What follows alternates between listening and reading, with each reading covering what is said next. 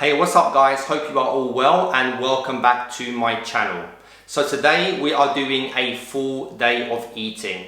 I'm going to share with you what I typically eat throughout the day whilst I'm here in Portugal. Now, just to make you aware, at the moment I'm actually not tracking calories. I've tracked calories for so long now that I've actually acquired the skill where I'm able to see if my calories are too high or too low, depending on how I'm feeling, how I'm looking, and how my training is going at the gym, whether I'm getting a good pump or not. Those are the sort of cues that I look for. Now, what I will do, however, is I will still give you the nutritional breakdown with each meal, just in case you want to replicate those meals and some useful information as well. So I typically wake up at 6:30 every day, and the first thing that I consume is a big glass of water and an espresso. Our bodies are generally dehydrated throughout the night, so when you wake up, it's a really good idea to hydrate yourself with some water. And the reason I have my espresso is because shortly after, I then go for anywhere between a 30-minute to a 45-minute walk outdoors. And I do this because I'm now working from home, not getting as many steps in, and it's a good way to kind of clear your head, get energized for the day ahead, and also just get some more steps in. So I get home anywhere between 7:30 and 8, and then it's time for meal number one. So let me show you what that looks like. 3 boiled eggs, some smoked salmon, and some avocado. Now, I choose to have a high fat, high protein breakfast because I train shortly after having this meal. And if I was to have carbohydrates, then carbs generally would sit in my stomach for too long, and it makes me feel a little bit lethargic. So I would rather have most of my carbs post-workout, which will replenish my energy stores after depleting them in the gym. And I just find this works better for me. Also, if I'm not actually going to the gym, if it's a day off, I find that high fats and high protein first thing in the morning, then they help with my kind of cognitive function. So the ability to work, to multitask, and just to feel more alert whilst I'm working. Whilst carbohydrates, if I was to have a big bowl of porridge, for example, then I would just feel a little bit lethargic. So for me, that works.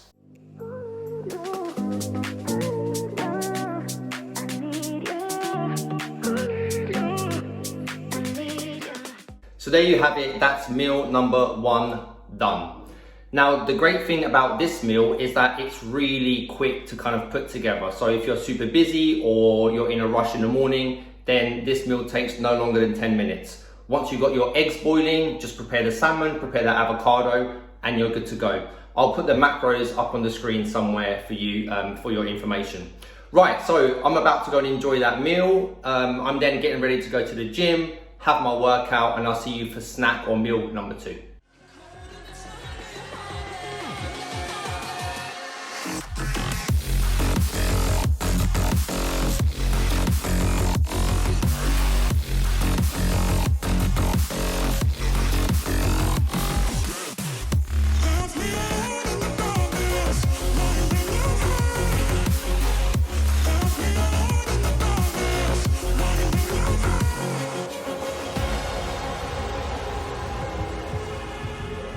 So I've just finished my workout. We've done a push session today, and I'm about to have my post-workout shake, which I have after every session.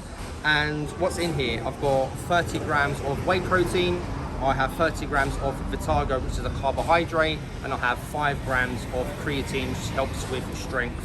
So it's a lovely day. I'm about to go food shopping now, buy some fresh vegetables, and then get back home, have a quick dip in the pool, and then cook my meal number 3, which is my big post-workout meal. So here's a little food hack for when you're food shopping. Make sure that you are not hungry and you've had a meal before you come shopping, because otherwise you're going to eat everything in sight. And that way I'm able to walk past the sweet section and not buy anything. So this is what I find funny about supermarkets. All the food that you should be eating, i.e. vegetables, things that look super fresh, have no advertising on them. They're just raw vegetables. Look at that. That's the sort of stuff you should be eating. Foods that you shouldn't be eating as much of, full of ads.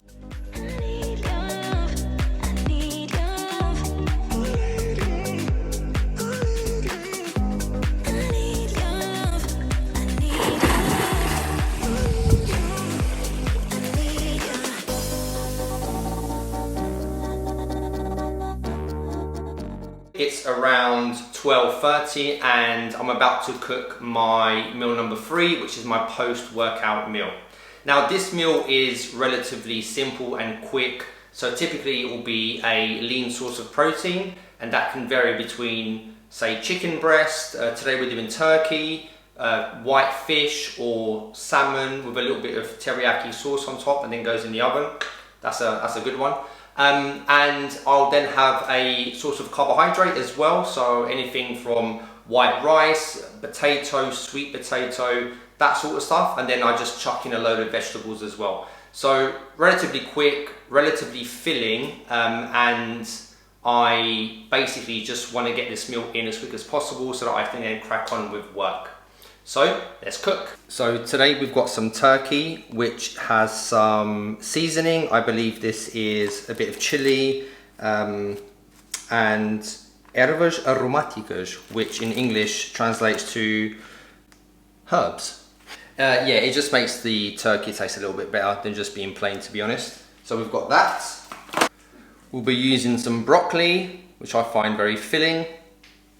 And we'll be using some mushroom flavored rice. This is great because it's so quick and easy to just stick in a microwave.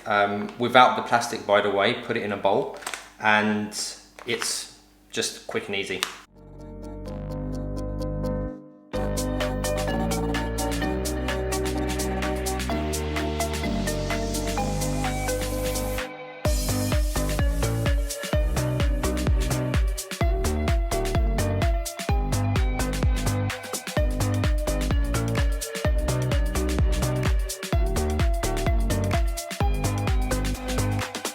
There you have it, guys. That is my post-workout meal. Now, I'm not gonna lie, I don't quite think that's half a bag of rice, so I might be hungry after. If that's the case, then I will share with you what I normally snack on in between meals. But essentially, that's what my lunches look like. Relatively quick and simple. I just mix my sources of protein and carbs. Veggies are generally the same, and I just want it to be quick and effective, essentially. So I'll put the macros somewhere in the screen. I'm about to go and enjoy that because I'm starving and I think you guys watching me eat might be a little bit boring. So I'll catch you on the next snack. So it's 5 p.m. and around this sort of time I start to get a little bit peckish and I fancy a snack. So I always have 2 options that I constantly fall back on that are relatively low calorie. So if I fancy something sweet, I go for this. This is proper popcorn made from corn, I presume, sweet and salty. And believe it or not, a third of this bag only has 127 calories. So that's pretty good, especially when I'm working. I just want to kind of snack at something. It's quite a lot of volume, the calories are quite low, and it's a great option if you fancy something sweet. By the way, I used to only love sweet popcorn until someone said, Eddie, try sweet and salty. And do you know what? It actually works. I think the saltiness brings out the sweetness more, and because it has less sugar, it's a little bit less calorific. So this is a great option if you have a sweet tooth and if you fancy something that's fairly, has a lot of volume and not many calories. If, however, you fancy something savory, pop chips. Whoever invented these need a medal. So I believe they are popped, not fried, as stated on a packet. And barbecue flavour is by far the best, in my opinion. And again, something savoury, you know, not many calories. Like a third of this bag, so about that much, is under 100 calories. Like, that's crazy. Again, lots of volume of foods. And if you're working especially and you just want something kind of savoury in your mouth, then this is a great option to go for. If you fancy something savoury that's not too calorific. So just be careful if you are trying to limit your calories, not to have foods that are kind of healthy, you know, but are still very calorie dense. So things like nuts are probably one of the worst ones, and like nut butters. They can be very calorie dense and then not very filling. So just watch out for that. But yeah, I think today I'm going to go for the popcorn actually. I fancy something a little bit sweeter, and I will see you guys for dinner. So it's around 7 p.m. and I have finished work for the day and I'm just about to cook dinner. So this is the meal that I typically have the most calories in. I guess it's because I'm relaxing, I've finished with work, I'm not having to rush anything, and I just get to enjoy a nice meal with my partner. So I typically save calories for the meal in the evening. So what are we having today? So we're gonna actually have fish, and we're gonna have two different types of fish, a white fish and then salmon. Now with the salmon, what I like to do is to buy like a loin of salmon. Now this is quite big. This is obviously gonna be for two of us, and there'll be some left for tomorrow because I quite like it cold as well. And what I do is I put a little bit of teriyaki sauce over it, which is a little bit calorific. It's got a little bit of sugar, but it makes it taste delicious. So I just use a little thin layer on top. So I'll be showing you guys that. And we have got some sea bass as well. Fillet of sea bass. That's just going to be pan fried with no oil, and we're going to have that with a salad, which I've actually already prepared. Here you go, a nice juicy salad. Now the only thing that's going to be calorific in here is the feta cheese. Everything else is fairly low calorie. I mean, you've got tomatoes and stuff, and I do add a little bit of olive oil, which will obviously be a little bit of calories, but not much. So that's typically what we have. So quite light. You know, we eat dinner around 7:30, so I don't want nothing too heavy because we generally tend to go to sleep around 9:30. So right, let's get cooking. So the first thing we're going to cook is get the salmon in, because that takes around 15 minutes once it's in the oven. So we need teriyaki sauce. I've actually managed to find the Tesco's here in Portugal, and they sell it, hence why you can see Tesco's own brand. It's not cheap, I must say, but it's worth it.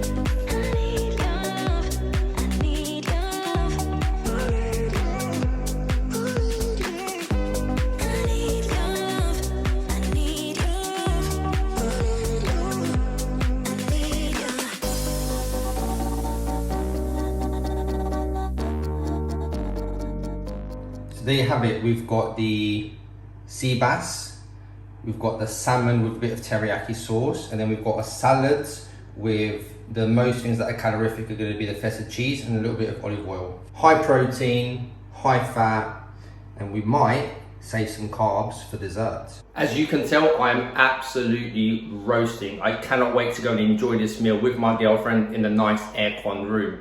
When it's 40 degrees outside and you've got the oven going, it's not a good idea. Right guys, I'm gonna go and eat this, and I'll see you guys in a minute. So I've just had my dinner, and every now and then I like to treat myself and have something a little bit sweet for dessert. And I have two favorites. One of them is a cornetto ice cream. I think it's the classic flavor, which is only about 140 calories. And the second option, which is what I'm having today, is this. Zero sugar jelly. I think this one's watermelon flavor. You probably guessed it already, peanut butter. Obviously this has the most calories. I think this has about 10 calories for this whole pot, so won't be having all of that obviously. And I just find it really refreshing, especially when it's hot, and yeah, I just love it. Now I would always advise, don't just free pour with this, because if you free pour with this, you're gonna add a lot of calories to your dessert, I promise, and then you might as well have had a cheesecake. So I like to go for anything between 10 to 15 grams. So that has to be one of my all-time favorites, peanut butter and jelly. So guys, there you have it. I hope you enjoyed that video. If you did, give it a thumbs up. That would be much appreciated, and consider subscribing if you haven't already. And I'll see you guys on the next one. Take care.